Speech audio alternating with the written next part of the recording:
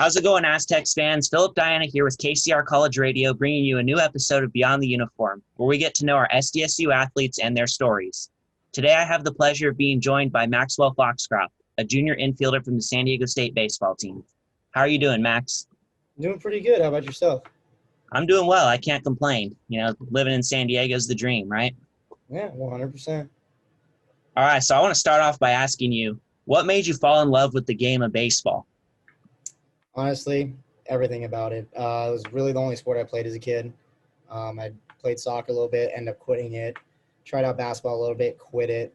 I just honestly just love baseball. I mean, everything about it, and I fell in love with it right when I quit everything else was the day that I just was super determined in baseball. And do you have like a favorite team or a player? Yes, my favorite team, I've grown up as an Angels fan, going to Angels games my whole life. My favorite player, I love Mike Trout, obviously. I mean, I have the privilege to go watch him all the time when you're allowed to go watch games. I love Jose Altuve just because of his height, and I'm not the tallest guy in the world, so it's just a great opportunity for him to see him grow in baseball, being not supposed to be where he's at today, and that just shines bright for me because honestly, that's my goal to do too. And I love Francisco Lindor because he plays the game with just so much energy and heart. It's so much fun to watch those three guys. It's hard for me to say a favorite out of the three, but those are my guys I love watching playing every day. Yeah, those are all three very good players. I like those as well. Great picks there. Yeah. Also, you transferred, and what a lot of Aztecs fans might not know is that you transferred from the University of Oregon last year. Talk about what that transition was like for you and what made you choose San Diego State at the end. It was honestly, it's nice to be back in California, nice sunny weather. But when I transferred, it was a really easy choice for me. I mean, I found a program at State that the coaches had the same vision that I have of winning a national championship, winning conference, going all the way. They see me having a vision outside after college. So, I mean, I found a program that wanted me, and I found a program that fit my profile. So it was honestly a very, very easy decision. Once I got to talk to Coach Martinez and Coach Oliveira, it was a very simple decision for me. Well, we're glad that you're here, and we are excited to see what you do on the field. And having already served the mandatory NCAA sit-out period during last year's ended up being a shortened season, what is going through your mind right now with the uncertainty surrounding this season? Honestly, I'm just keeping my head on a straight path if we're going to play a season. And my thing is I always want to be locked in and game ready. I mean, you never know when your name's going to get called or whenever they're going to tell us, hey, we're going. So it's just, for me, it's just always being ready and locked into play. So, I mean, I'm just thinking that we're going to have a season. I honestly think strongly think we're going to have a season, and just staying ready, just lifting, hitting, fielding, just staying everything in mind, just to be ready. Awesome. Yeah, that's been a crazy year for you, and I'm sure with all that uncertainty, I can't imagine how that's going. Yeah. And another thing with so last year in this past MLB draft, shortstop Anthony Walters and third baseman Casey Schmidt were drafted to go play for the Giants and the Mets, respectively. Do you feel there's an increased sense of pressure on you and to fill those infield roles and have that veteran leadership presence, especially for the young guys coming in? I wouldn't say any pressure. I mean, we are playing a game that all of us love playing. So, I mean, I wouldn't say there's a pressure behind it, but, I mean, I do want to be a starter. And I've always tried leading by example. And when I got to San Diego State, on our right field wall, there's a photo of Tony Gwynn as of other legends that played here at State. And there's a quote that says, do things right. And that was something that just got inked in my head immediately when I got here. And that's really stuck with me because it's something that I just really have been always advocate about, is doing things right, respecting the game. So that's something that I take the distance now, is the saying from Tony Gwynn is do things right. So, I mean, I try being a leader on and off the field, but I mean, I just try playing and leading by example, playing hard and playing with full heart. What would you say is your strongest skill set as a baseball player? Because you've had quite a bit of success, and with your Oregon, some of your Oregon stats, I mean, you appeared in 48 games and, had 46 starts as a freshman. What contributes to your success on the field? Honestly, just playing, just loving the game of baseball. I mean, that's really, I don't really think about, oh, I better get a hit here, I better do this right, I gotta do this. Honestly, I just think about just playing the game. I mean, all situational. I fell in love with the game at an early age, so I was able to adapt, and I've just been a sponge my entire career. So that's what I did when I got to Oregon, was be a sponge, learn, watch film, and then just put the work in. Once I put the hours in and figured out what I need to succeed at and what I can do good, and just build off that. I mean, there's never going to be a guy that's going to go 10 for 10. So there's always somewhere to improve. So that's kind of just how I got to that position, was just working hard, being determined, and focusing on my qualities. I'm not going to go out and hit 30 homers in a year. That's just not my type of game. Is just playing scrappy and playing gritty. So I mean, that kind of got me there. And I mean, yeah, I got a lot of good amount of experience at Oregon. So that was a great opportunity. But I mean, I'm here now, and I'm super excited for when the season starts, because I know we got a real good team this year. So, and I'm happy to be a part of it. Yeah, I'm excited too. I'm really excited to see what you guys do this year. You look like team looks great from what I've We seen. get some fans in the stands too by that time. It'll be a lot of fun. Pack out Tony Yeah, Vince. that would be awesome. I mean, especially right now, coming off the season with no fans, it just makes everyone appreciate it that much more. So it's We got a lot of returners too. I know we lost Casey and we lost Wally, but I mean, we have a lot of returners left, and our pitching is pretty good. So hopefully we got to keep grinding, and once our names get called and we're allowed to start playing, then it's time to go. yes, I'm excited for that. That's going to be a great experience and just an interesting season just to come back from what you guys have gone through already. I mean, you guys started off really strong last year, and we're actually garnering some good rankings. I mean, you were on national headlines. I mean, with teams like LSU and Vanderbilt, which are consistently top teams. And then we got San Diego State in that mix. I mean, that was just a bummer to see that season got shortened. But you know what? You guys are going to do well this year. I can feel it. And 100%, 100%. And also at San Diego State, you are a communications major. So tell me a little bit about what made you choose that major, and what do you plan to do with a communication degree? So I went to Oregon, and I was going into business pretty much like every single other college student. First thing they're going to take is business, and I was not a fan of it. So then I love talking. I love interacting with other people. So, I mean, I was talking to my academic advisor, and he advised me, he's like, you know what, you should try out communication. So I tried out communication. I fell in love with the course. So once I got here, it was really easy for me to switch it up. And I mean, I want to use that degree as being a broadcaster. And if whenever I have to hang out my cleats, then I want to be a broadcaster. And honestly, I want to be a baseball coach as well when my career is over. So the game's given me a lot. So I want to be able to give it back and help a lot of people out and get to the places I've been to and even higher. So, I mean, that's kind of what I'm thinking with it. I mean, I want to be into broadcasting as well. But again, it's a hard thing to do, is get into broadcasting. And I love baseball, so I don't know how it's going to be just commenting on baseball, but I rather teach the game. So, I mean, and it's also just to keep building off my communication skills. So that's kind of how I end up in communication as a communication major. But yeah. That's awesome. I mean, very similar goals.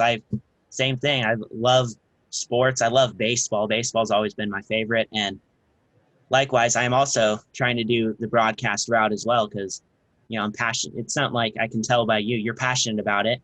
And I could see you doing something like that. Coaching, I mean, growing up in college, high school, you've learned so much, and just to be able to, teach the younger generation, the next generation of players, it's very rewarding to see what they can do with that, right? Yeah, 100%. That's my goal behind it, is giving back to the game, and doing things right again comes into effect now. The game's treating me very well, and the game deserves for me to pay it back as well. And that's my thing. I want to stay around the game as long as possible, whether it's playing or coaching. I just want to be around the game and be able to help out people, because I've been very fortunate to have a lot of people help me out and be there for me when either I was struggling or when I was at my highs. I was always have someone there, a coach there to help me. So that's kind of just what motivated me to start thinking about that for after baseball, is getting back, staying in the game, and whether that's, again, scouting, coaching, just staying in the game, again, giving back. Right. And because, like, when you mentioned the coaching and all that, you're going to be an inspiration to as a coach, you're going to be an inspiration to some of those younger guys. Is there a person in your life who's the most inspirational person in your life?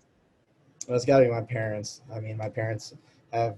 I've been very fortunate for my parents to be able to take me to baseball game tournaments, practice, playing catch in the yard, endless hours of hitting, all that stuff. So I would obviously say my parents. They have to be. But when it comes from the baseball side of it too, I'll say Adam Kennedy. I was very fortunate to be able to work with him. I went to high school. I went to seventh, eighth grade, and then I redid eighth grade, and I found a facility just that was open during the whole day that I can go and work out at when I homeschooled my eighth grade year. So it opened up the opportunity for me to go there and be able to work out with Adam Kennedy. So he's been a huge advocate for me, and I've always looked up to him because playing second base and middle infield, he's one of the best that was in his time. And I mean, I was grateful to meet him, and he's been really helpful. So I mean, he's definitely someone that I look up to a lot and very inspirational too, because again, he was in his baseball career where I would like to be at one day. So just learning from him and getting tips from him has been I've been grateful to be able to have that opportunity. Just like you said, learning everything you can, especially when they make it to that level. You're looking to that level, and when Yeah. you do what they do, just to be able to see, oh, this is how he prepares for every game. It's quite a pleasure to be able to do. I myself had David Wells as my high school head coach, so Well, likewise that's professional. It was great just being able to learn and just talk baseball and talk anything with them. They're crazy too humans too. because It's like great. they're on a whole different like mental basis because there's a big gap between college and big leaguers, and then it might be physical. Some people think it's physical. It's more mental than anything else. For people that like baseball but don't really focus that much on baseball or have a ton of knowledge behind baseball, it's so mental. So that's why it's cool being able to pick brains like that of ex big leaguers to see like what got them there, like what they do, how they get through this, what they do here. So that's definitely real grateful for that opportunity. Yes, that's correct. That's a great opportunity there. And also as a coach, is there when you're teaching or when you will eventually, one day you are going to coach, you will be a coach. Is there any type of advice or encouragement that you wish you could have told your younger self, or what would you tell your younger self? Um, don't be too hard on myself because at a pretty young age, I was not very good. I mean, I just worked and worked, and I just wasn't seeing any results, and I was super upset with myself. But if I were to go back and tell myself, or I see a kid struggling that I'm coaching, is don't worry about your results right now. Worry about just mentally being better, mentally working, just doing this and this and this, right? Not so you can only work so hard, but if you work so hard at something that's you're not trying to perfect, then honestly, I don't want to say you're working for nothing, but you're not working in the correct direction. So that's something that I'd probably advise someone that I was coaching or even my younger self is try perfecting it, even though it's a game of imperfection. If it comes from fielding, make sure you do the right thing every time. Go less reps for doing the right thing instead of doing like quality over quantity at that point. So that's kind of something that I would tell myself at a younger age is not as many reps that probably aren't the best and do all the reps correctly and then do less of them. So that's kind of something I would probably give feedback to. Great piece of advice there. And for this upcoming season, what goals have you and the team set for yourselves, and how are you staying game ready? Well, I mean, obviously win conference, win a regional, super regional, national championship. That's the goal. Even when I came here last year and I was ineligible to play, I was still part of the team, and that's was our mission statement was get after it and just play the game the way we're taught. I mean, Tinez is a great coach, and Coach Oliveira and Coach Peraza and all of our assistants and volleys are phenomenal coaches, and they're great humans too. So they've been really helpful to our whole team, in my opinion, because they've always been the ones that help us. They see a mistake here, they're going to be honest for it and expect us to get better, and that's how we grow as a team. So I think that's what's going to make us successful because we have great coaches, not just because we have phenomenal players, but we have even better coaches who understand the game of baseball and care about us more than just on the field. They care about us off the field as well. And we've been lucky enough to get back on the field of lately by following all the COVID-19 health protocols by the city of San Diego. So it's been even more helpful instead of trying to go everything through Zoom and trying to coach through Zoom and send videos here and there if we're allowed to. It was really nice to get back on the field and go in some small groups and be able to go on the field with your guys. So that's kind of how we've been able to stay on the same page and how the coach has been relaying information. So I mean, obviously it's not the funnest thing when not everyone's out there, but again, grateful as can be for being on the field with the guys that are allowed to be out there in our small groups. So that's kind of how they're relaying our information and our mission statements is by the way we practice, the way we play in our small groups. And then once we're allowed to practice as a team is go time. That means we're getting close. Right. Wow. No, that's great. They have a plan in place. You guys are obviously sticking to those protocols and doing everything so that to ensure that you guys can get back on the field. Because I know as a fan, I would love to see you guys get back on the field, see what you guys can do. But wow, you guys, seems like the coaches, I mean, with any good team, right? The coaches are always the foundations for that. Without a good coach, I mean, what good's the team, right? Exactly. All right. Ed, do you have anything you want to add for those that are going to be watching this video?